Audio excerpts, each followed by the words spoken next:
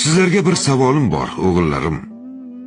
Alloh taolo barcha mahluqotlardan, ya'ni insonlardan, farishtalardan, shaytondan, jinlardan, butun koinotdan oldin nimani yaratdi? Marhamat o'g'lim.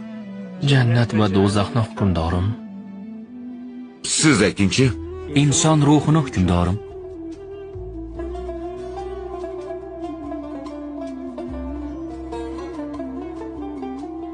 Ismingiz nima o'g'lim? Ahmad. Demirchili Ahmad Sidqi hukmdorim. Sizni biror javobingiz bormi? Qalam surasi 1-oyat. Alloh taolo aytadi: Nun. Qalam bilan va satrlarga yozadigan narsa bilan qasam. Yaratilgan birinchi narsa qalamdir, hukmdorim.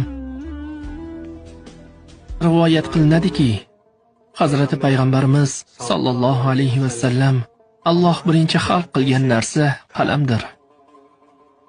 Unga qiyomatgacha bo'ladigan har bir narsaning taqdirini yozishni buyurdi deb marhamat qilganlar.